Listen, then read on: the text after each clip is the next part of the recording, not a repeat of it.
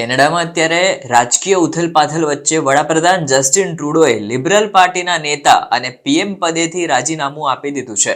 સોમવારે ટ્રુડોએ તેમના રાજીનામાની જાહેરાત કરી દીધી હતી અને કહ્યું હતું કે પાર્ટીના નવા નેતાની પસંદગી થતી નથી ત્યાં સુધી તેઓ કાર્યકારી વડાપ્રધાન તરીકે ફરજ બજાવશે. તેવામાં હવે કેનેડામાં લિબરલ પાર્ટીમાં નવા નેતા પસંદ કરવાની દોડ શરૂ થઈ ગઈ છે. લિબરલ પાર્ટીમાં અત્યારે વડાપ્રધાનની રેસના પ્રબળ દાવેદારોમાં બે ભારતીય મૂળના રાજનેતાઓ પણ સામેલ છે. જોકે આમાંથી અનિતા આનંદ સૌથી મોટી દાવેદાર માનવામાં આવે છે. તો ચલો જાણીએ કે કોણ છે ભારતીય મૂળની રાજનેતા કે જેને નેક્સ્ટ કેનેડિયન પીએમ તરીકે પ્રબળ દાવેદાર માનવામાં આવે છે. જસ્ટિન ટ્રુડો પછી ઘણા નેતાઓ તેમની જગ્યા લેવાની રેસમાં સામેલ છે. તેમાં ક્રિસ્ટિયા ફ્રીલેન્ડ, માર્ક કાર્ને, ડોમિનિક લેબ્લેન્ક, મેલાની જોલી, ફ્રાન્કોઇસ ફિલિપ શેમ્પેઈન અને ક્રિસ્ટી ક્લાર્ક તથા અનિતા આનંદ અને જ્યોર્જ ચહલનો સમાવેશ થાય છે. આમાંથી એક લિબરલ પાર્ટીના નેતા તરીકે ચૂંટાય તેવી અપેક્ષા લાગી રહી છે. આ નેતાઓમાં અનિતા અને જ્યોર્જ ભારતીય મૂળના કેનેડિયન રાજકારણીઓ છે.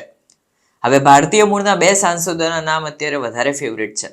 કેનેડાના પીએમ બનવાની રેસમાં ભારતના બે સાંસદો કોણ છે એની વાત કરીએ. આમાંથી એક ભૂતપૂર્વ સંરક્ષણ પ્રધાન એટલે કે ડિફેન્સ મિનિસ્ટર અને વર્તમાન ટ્રાન્સપોર્ટ મિનિસ્ટર અને આંતરિક વેપાર પ્રધાન અનિતા આનંદ છે. અનિતાના માતા પિતા ભારતના તમિલનાડુ અને પંજાબના છે. આનંદને રાજકારણનો ઘણો અનુભવ છે. તેમને કોવિડ મહામારી સમયે પણ સારું કામ કર્યું હતું. આનાથી તેમને ઘણી બધી લોકપ્રિયતા કેનેડામાં મળી ગઈ અને ભારતીય મૂળના લોકો પર પણ તેમની સારી છબી હોવાનું માનવામાં આવી રહ્યું છે. હવે ભારતીય મૂળના અન્ય એક નેતા આલ્બર્ટાના લિબરલ સાંસદ જ્યોર્જ ચહલ પણ કેનેડાના વડાપ્રધાન બની શકે છે. ચહલે ગયા સપ્તાહે જ પોતાના કોક્સના સાથીદારોને પત્ર લખીને આ વિનંતી પણ કરી છે. એક વકીલ અને સમુદાયના નેતા તરીકે ચહલે કેલ્ગરી સિટી કાઉન્સિલર તરીકે વિવિધ સમિતિઓમાં સેવા આપી હતી. તેઓ પ્રાકૃતિક સંસાધનોની સ્થાયી સમિતિ અને શીખ કોક્સના અધ્યક્ષ પણ છે. ચહલ હાલના દિવસોમાં ટ્રુડોની ટીકા કરી રહ્યો છે. ફ્રીલેન્ડને સૌથી વધુ મજબૂત માનવામાં આવે છે. ક્રિસ્ટિયા ફ્રીલેન્ડ જે નાયબ વડાપ્રધાન અને ફાઇનાન્સ મિનિસ્ટર હતા તેમને કેનેડાના નવા વડાપ્રધાન માટેની રેસમાં સૌથી અગ્રેસર માનવામાં આવે છે. તેમનો ઇન્ટરનેશનલ એક્સપિરિયન્સ અને આર્થિક કુશળતા એમને પીએમ પદ માટે વધુ મજબૂત દાવેદાર બનાવી રહ્યા છે. બેંક ઓફ કેનેડા અને બેંક ઓફ ઇંગ્લેન્ડના પૂર્વ ગવર્નર માર્ક કાર્ની પણ આ પદ માટેના પ્રબળ દાવેદાર છે. તેમની નાણાકીય કુશળતા અને આર્થિક કુશળતા માટે એક કહેવાય ને કે કેનેડિયન અત્યારે જે ક્રાઇસિસથી ફેસ કરી રહ્યા છે એનામાં ફાયદાકારક બની શકે એમ છે. વરિષ્ઠ લિબરલ કેબિનેટ મંત્રી અને ટ્રુડોના નજીકના ડોમિનિક લેબ્લેન્કનું નામ પણ અત્યારે ચર્ચામાં આવી રહ્યું છે.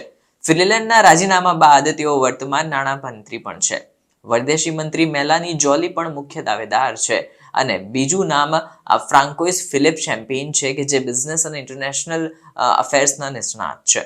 આ સિવાય બ્રિટિશ કોલંબિયાના ભૂતપૂર્વ પ્રીમિયર ક્રિસ્ટી ક્લાર્કે પણ ટ્રુડો પછી પાર્ટીનું નેતૃત્વ કરવા માટે પોતાનો રસ દર્શાવ્યો છે.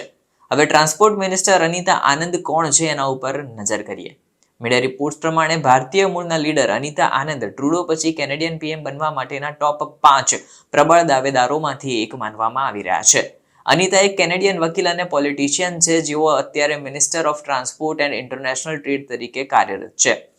તેમણે વર્ષ 2019માં પોલિટિક્સમાં એન્ટ્રી કરી હતી અને ત્યારથી જ હવે કેનેડામાં એક સારા એવા રાજનેતા તરીકેની છાપ અનિતા આનંદની બની ગઈ છે. 57 વર્ષીય અનિતા ફોર્મર ડિફેન્સ મિનિસ્ટર પણ રહી ચૂક્યા છે. એજ્યુકેશનલ બેકગ્રાઉન્ડની વાત કરીએ તો અનિતા આનંદે bachelor of arts in political studies કર્યું હતું. ત્યાર પછી એમને ક્વીન્સ યુનિવર્સિટીમાં અભ્યાસ કર્યો હતો. બાદમાં તેમણે ઓક્સફર્ડ યુનિવર્સિટીમાંથી bachelor of arts in jurisprudence કર્યું હતું અને બાદમાં ડેલહાઉસી યુનિવર્સિટીમાંથી બેચલર ઓફ લો કર્યું અને ટોરન્ટો યુનિવર્સિટીમાંથી માસ્ટર ઓફ લો પણ કર્યું હતું. પોલિટિક્સમાં આવ્યા પહેલા તેઓ યુનિવર્સિટી ઓફ ટોરન્ટોમાં લોના પ્રોફેસર તરીકે ફરજ બજાવતા હતા. અનિતા આનંદનો જન્મ નોવા સ્કોટિયા કેન્ટવિલેમાં થયો હતો. તેમના પેરેન્ટ્સ ઇન્ડિયન ફિઝિશિયન હતા. તેમને બે બહેનો છે જે ગીતા અને સોનિયા આનંદ છે. કોવિડ-19 પેન્ડેમિક સમયે અનિતા આનંદની કામગીરી કેનેડામાં ઘણી જ ચર્ચિત થઈ હતી. તેઓ minister of public service and procurement રહી ચૂક્યા છે. તેમને વેક્સિનેશન ઝુંબેશથી લઈને સારા એવા કાર્યો કર્યા હતા અને કોવિડ-19 સમયે પણ એ સતત એક્ટિવ હતા. વર્ષ 2021માં તે કેનેડિયન મિનિસ્ટર ઓફ ડિફેન્સ તરીકે પણ પસંદગી પામ્યા હતા. રશિયા યુક્રેન વોરમાં પણ તેમને યુક્રેનને મદદ પૂરી પાડવા માટેની મોટી જવાબદારી નિભાવી હતી. કેનેડિયન આર્મ ફોર્સમાં પણ પર્સનલ ક્રાઇસિસ આવી ગયા હતા. એમને પણ અનિતા આનંદે ઘણા સારી રીતે મેનેજ કર્યા હતા. જોકે હવે કોન્ટ્રોવર્શિયલ કેબિનેટ શફલના કારણે તેમને ટ્રેઝરી બોર્ડ સુધી ટ્રાન્સફર થવાનો મુદ્દો ઘણો ચર્ચામાં રહ્યો છે. અનિતા આનંદ કેબિનેટમાં સૌથી ફેવરિટ મિનિસ્ટરમાંથી એક માનવામાં આવે છે અને ડિસેમ્બર મહિનામાં તેમને ટ્રાન્સપોર્ટ મિનિસ્ટર તરીકે પસંદ કરાયા હતા, એટલે કે હવે કેનેડામાં નેક્સ્ટ પીએમ તરીકે કદાચ એ પ્રબળ દાવેદાર હોઈ શકે છે.